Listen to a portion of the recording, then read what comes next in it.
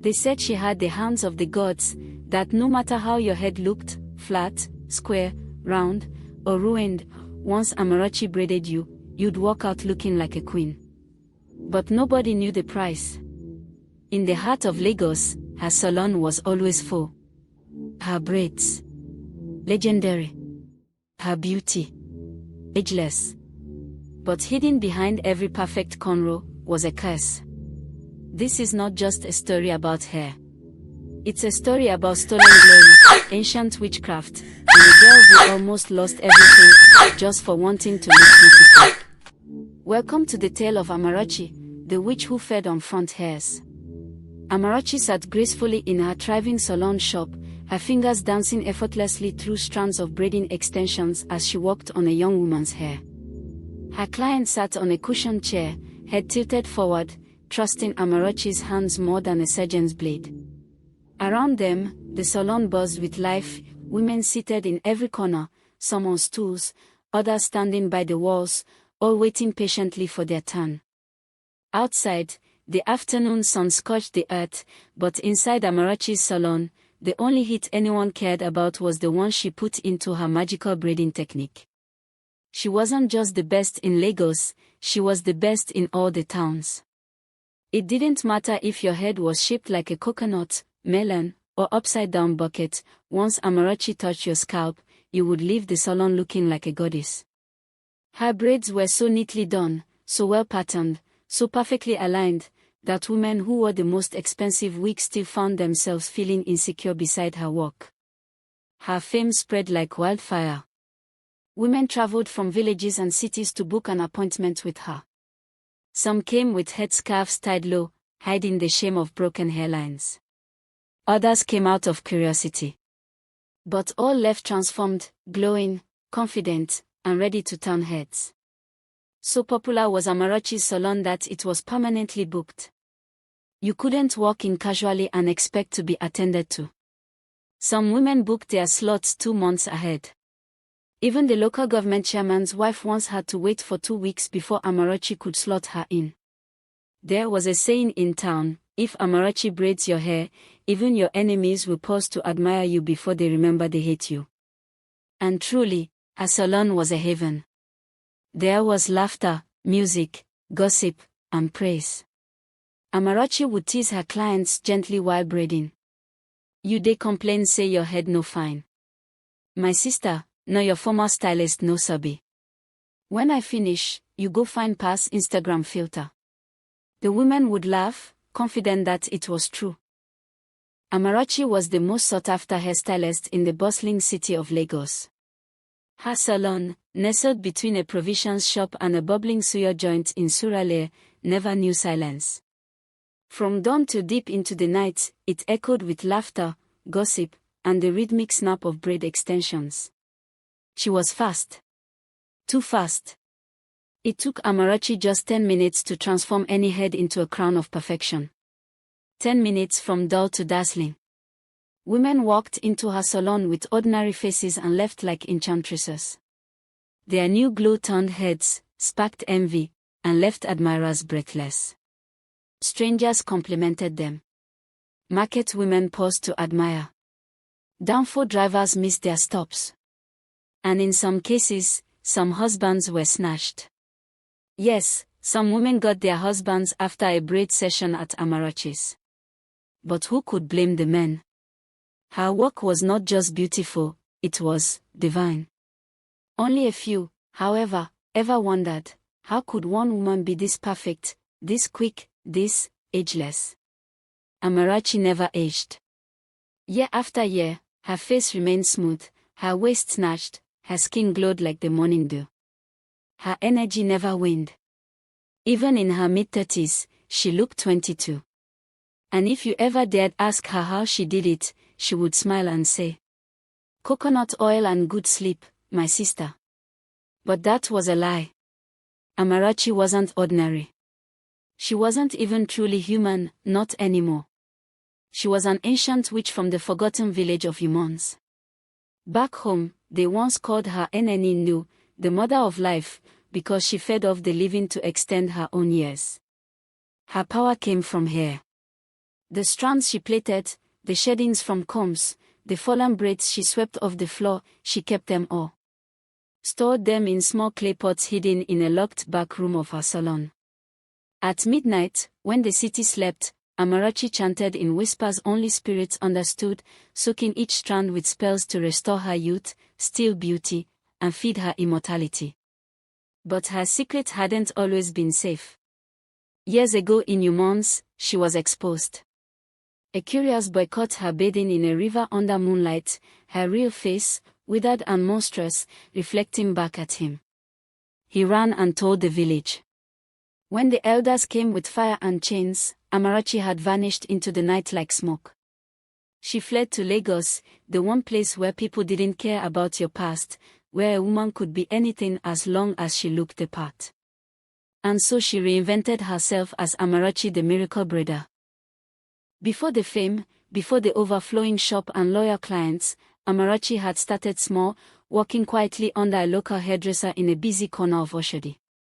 She was the quiet new girl, always focused, always watching.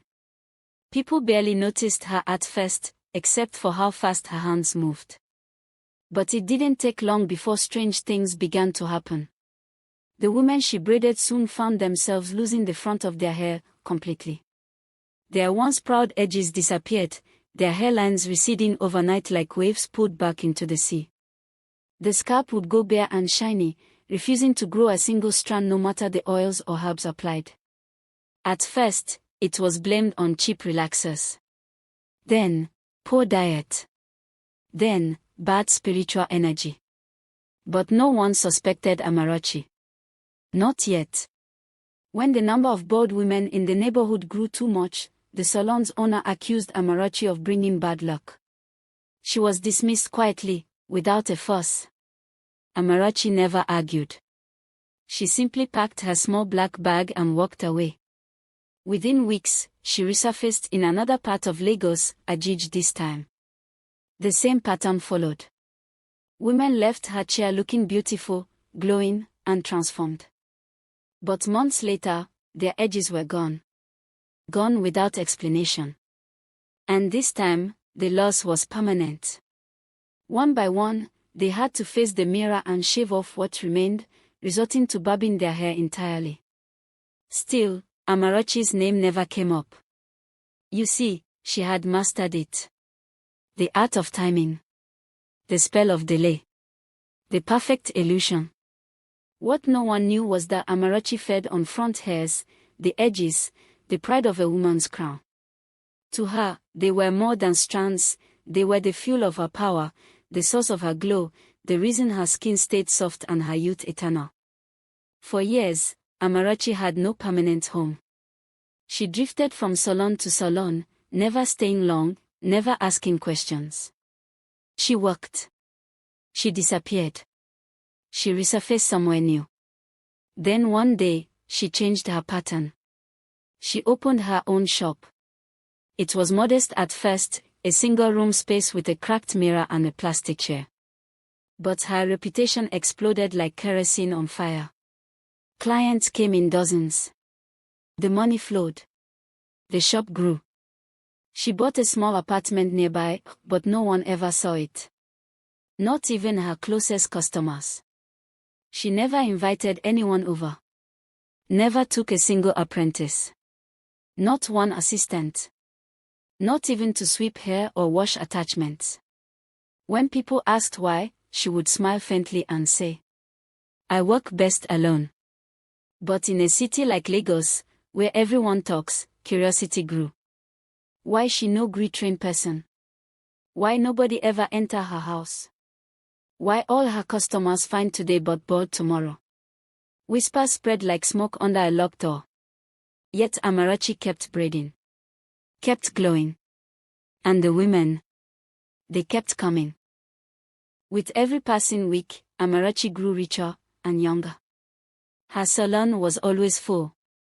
Women came from every corner of Lagos, Oja, Ikeja, Ikorodu, and even from Ogun State, to feel her fingers on their scalps. Each of them walked out glowing like the sun, their braids neat, their faces lifted, their confidence bursting. But they were walking sacrifices. And they didn't even know it.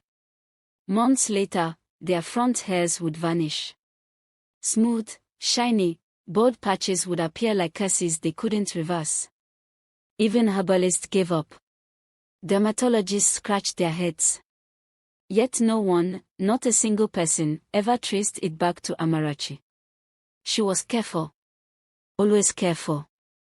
While braiding, Amarachi would lean in close, pretending to adjust the angle or tighten a grip. In one swift motion, with a small silver blade hidden beneath her comb, she would cut a single strand of front hair from each client, clean, almost invisible. She kept them. All of them. After her shop closed, and the last laugh had faded, Amarachi would retreat to her hidden apartment. There, behind her bedroom wall, was a secret chamber only she could enter. A place covered in chalk markings, dried herbs, dark oils, and small clay pots. Each pot bore a name. Each strand belonged to a face.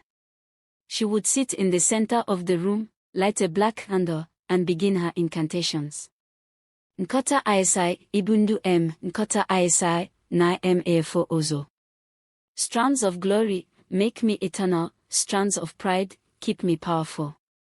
After her chants, she would pour the collected hairs into an old iron pot.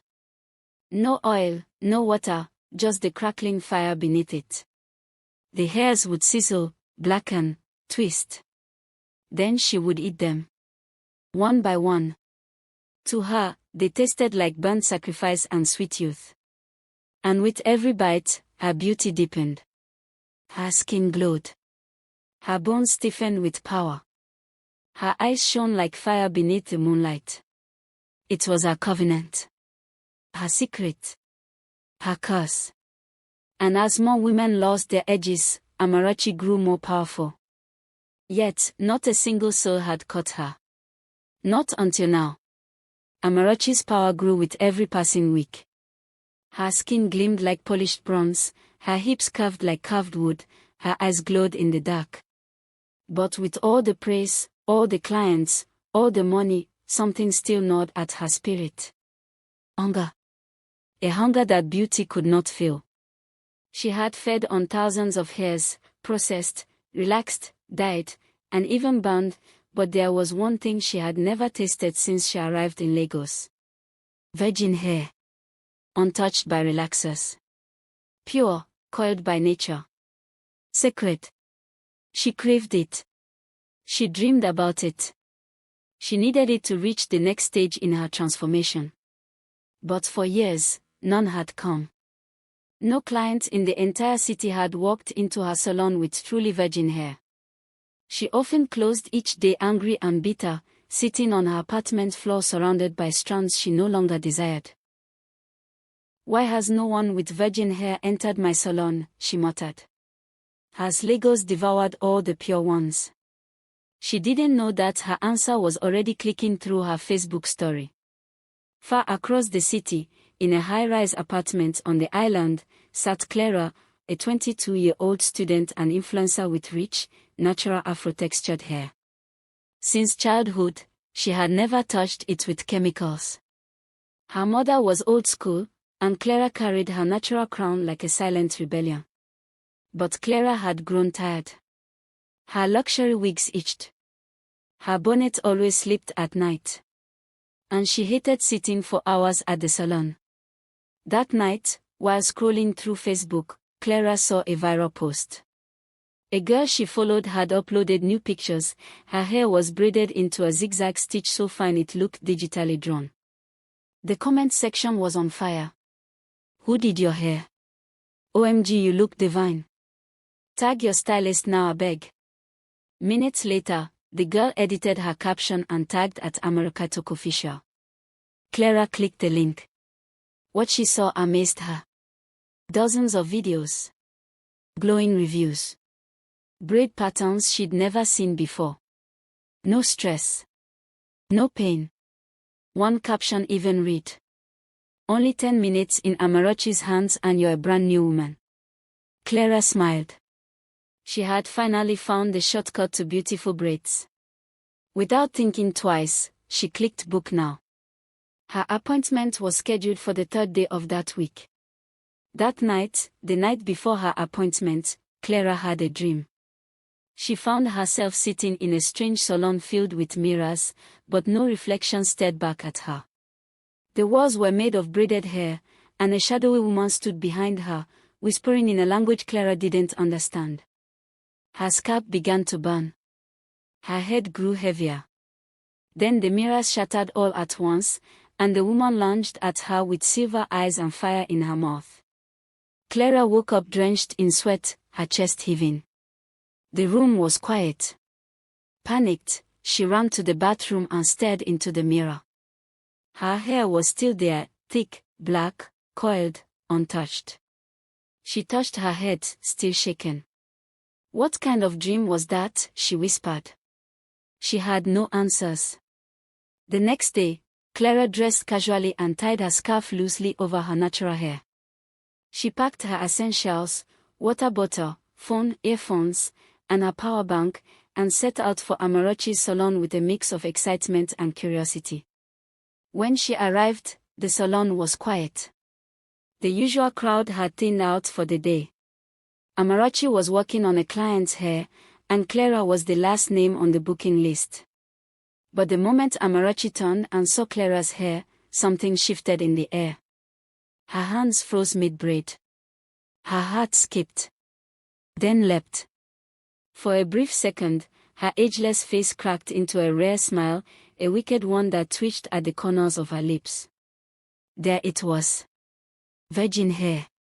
Untouched. Pure. Powerful.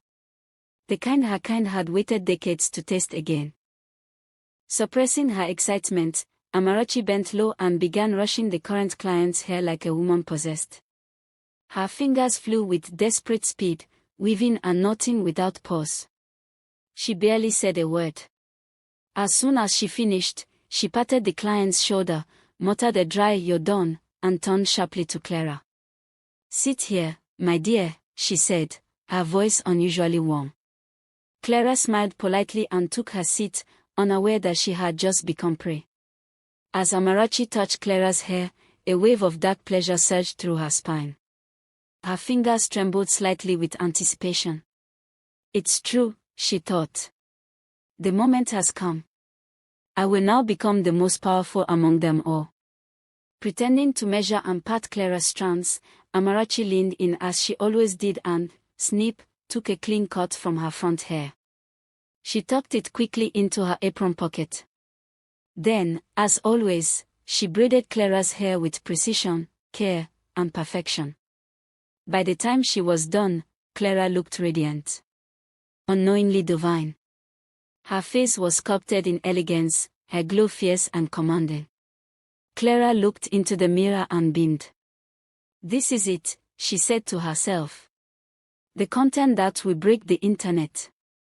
As an influencer, she already had ideas for her next shoot: ring lights, filter-free close-ups, reels, a trending sound. Amarachi's handle would go viral again. She took a selfie before even leaving the chair. When Clara left the salon, heads turned. Hawkers paused. One downfall conductor shouted, "Fine girl, complete my heart too." Clara only laughed, flipping her newly braided hair. Meanwhile, Amarachi locked up Elle that day. Her steps were light but deliberate. Her face held a glow that didn't come from skincare, it was hunger. Raw, dark, ancient hunger. She entered her apartment quickly and pushed open the wall to her secret chamber. The moment she stepped in, the air changed. Candles lit themselves. Clay pots trembled with anticipation. Her eyes glowed faintly under the flickering lights. She reached into her apron pocket with trembling fingers and pulled out Clara's strand. Virgin hair. Her mouth watered. Her stomach twisted. Her hands shook violently as she fought the urge to consume it raw. No, she told herself. Not yet. This must be perfect. She laid the strand on the ancestral stone and began chanting with a fever she'd never known before. Nkata ISI, Ibu Ik M, Oni Mio Nye M, Pochi Air for Onwo. Let this power pass through me. Let beauty be eternal. Let no witch stand before me. Tonight, the ritual was different. Deeper. She poured sacred oils. She lit 7 flames. She called on the mothers of the dark woods. Then, carefully, she dropped a strand into the iron pot. It hissed. It screamed. It danced.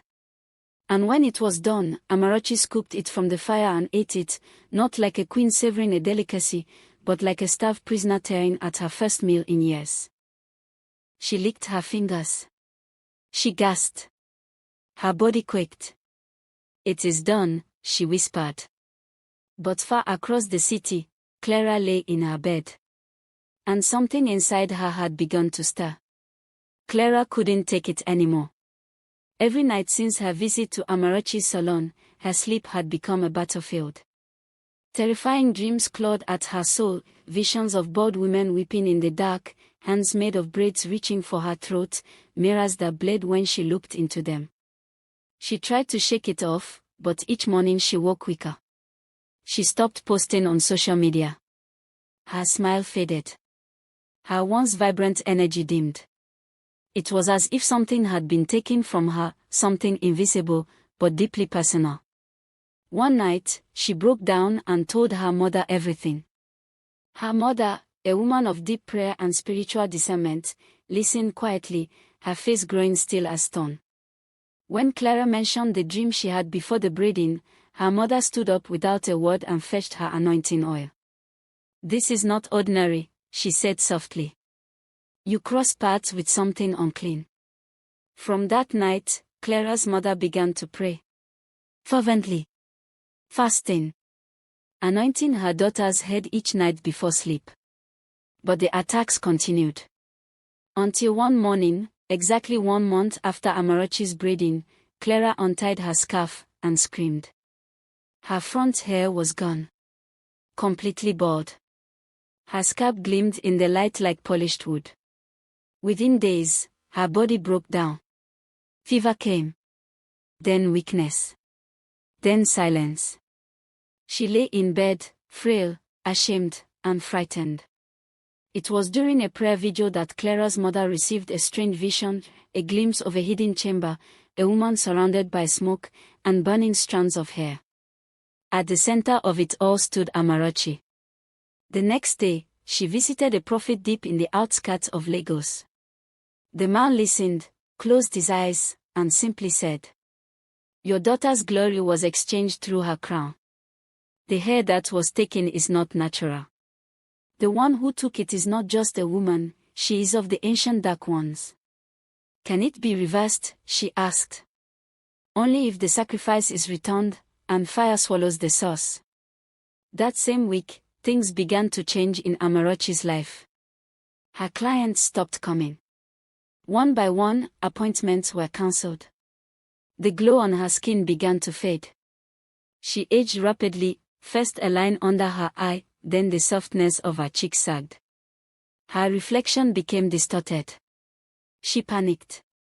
She tried to perform her rituals, but her candles wouldn't light. The pot hissed back at her. The strands she had saved turned into dust. One night, she woke up choking, hair had filled her mouth in her sleep. That was the night Clara's mother came. She stood at the front of the lock salon and began to pray aloud, with oil in one hand and fire in her voice. People gathered. Thunder cracked. The wind howled. Inside, Amarachi screamed, her body twisting, veins turning black. "You cannot take it back." She gave it willingly. But the prayers continued. Suddenly, a bolt of lightning struck the salon. The walls shook. The ground split beneath Amarachi's feet. Flames rose from the center of her ritual chamber. She shrieked, an ancient sound not meant for mortal ears, as her body burst into ash. The salon burned to the ground. And in a village far away, the coven of humans felt a power shift. One of their own had fallen. That same night, Clara sat up in bed gasping. Her mother rushed in. "Mommy, I feel Free.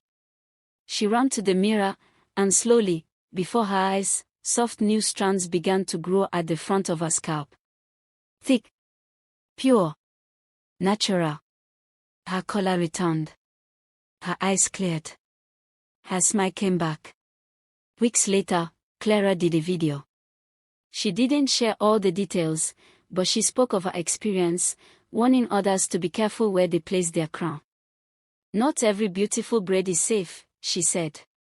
Some styles come with spirits. She became more than an influencer after that.